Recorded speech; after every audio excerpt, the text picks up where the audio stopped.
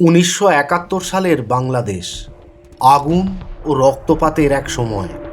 সেই মুক্তিযুদ্ধের বিশৃঙ্খলার মধ্যে একজন নারীর জীবন চিরতরে বিচ্ছিন্ন হয়ে যায়।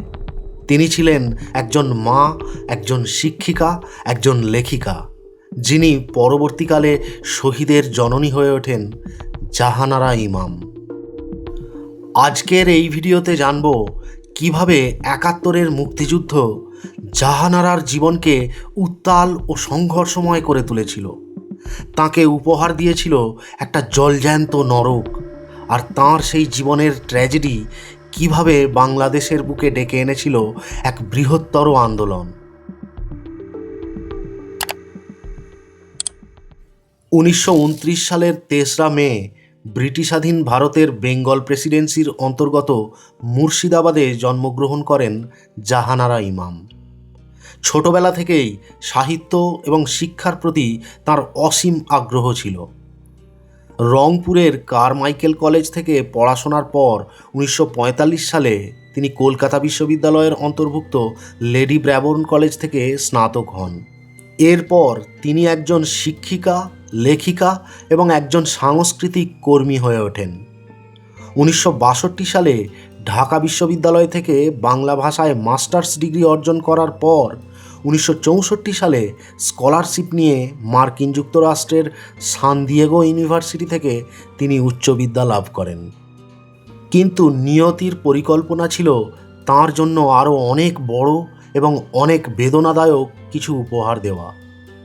1971 সালে যখন বাংলাদেশের মুক্তিযুদ্ধ শুরু হয়, তখন জাহানারার পরিবার সংগ্রামে জড়িয়ে পড়ে গভীরভাবে। তাঁর ছেলে শফি ইমাম রুমি, যে ছিল একজন মেধাবী এবং প্রতিভাবান যুবক, মুক্তি বিপ্লবের সেই গেরিলা প্রতিরোধ বাহিনীতে সে যোগ দেয়। কিন্তু যুদ্ধ শীঘ্রই তাঁর পরিবারকে অসহনীয় যন্ত্রণা দিয়ে আঘাত করে। 1971 সালের আগস্ট মাসে পাকিস্তানি সেনাবাহিনী রুমিকে গ্রেপ্তার করে এবং তাকে অন্যান্য যুদ্ধবন্দীদের সাথে নিয়ে চলে যায় সুদূর পশ্চিম পাকিস্তানে। রুমি আর কখনো ফিরে আসেনি, এমনকি আজ পর্যন্ত তার মৃতদেহও কখনো পাওয়া যায়নি। সেই মুহূর্তটি জাহানারা ইমামকে চিরতরে বদলে দেয়।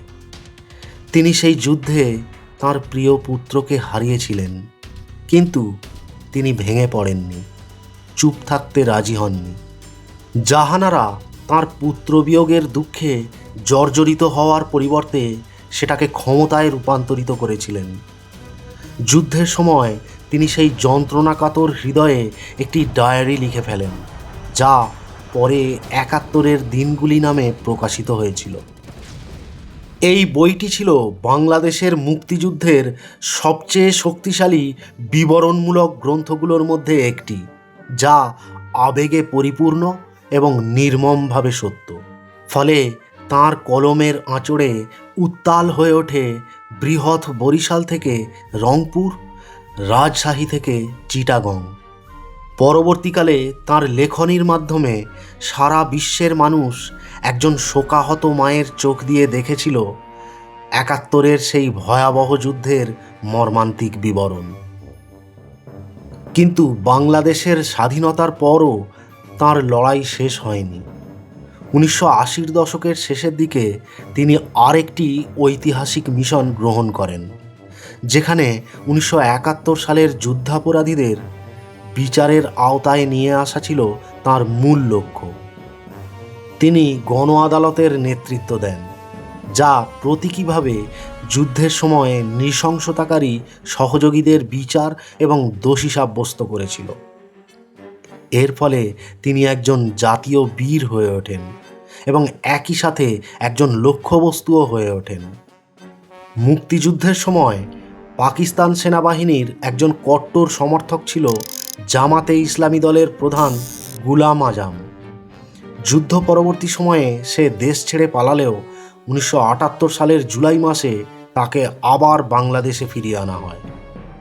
1991 সালের ডিসেম্বর মাসে গুলাম জামাতে ইসলামী দলের একজন আমির হিসাবে ভোটে জিতে যায়। সে সময় জাহানারা জনগণের সামনে গুলাম এবং অন্যান্যদের মুখোশ খুলে দেওয়ার জন্য ঘাতক দালাল নির্মূল কমিটি গঠন করেন। ফলে শক্তিশালী রাজনৈতিক দলগুলি সে সময় তাঁর বিরোধিতা করেছিল, এমনকি তাঁর বিরুদ্ধে রাষ্ট্রদ্রোহিতার অভিযোগও আনা হয়েছিল। তবুও তিনি কখনো পিছু হটেননি। 1994 সালের 26শে জুন ক্যান্সারে আক্রান্ত হওয়ার কারণে মার্কিন যুক্তরাষ্ট্রের ডেট্রয়েট শহরে তাঁর জীবনাবসান ঘটে। বাংলাদেশে প্রকৃত যুদ্ধাপরাধের বিচার যখন শুরু হয়েছিল, তখন তিনি আর জীবিত ছিলেন না, কিন্তু তাঁর সংগ্রাম সেই ন্যায় বিচারের বীজ বপন করেছিল তার কয়েক দশক আগে। আজ তাঁকে কেবল একজন লেখিকা এবং কর্মী হিসেবে নয়, বরং শহীদের চিরন্তন জননী হিসেবেই স্মরণ করা হয়।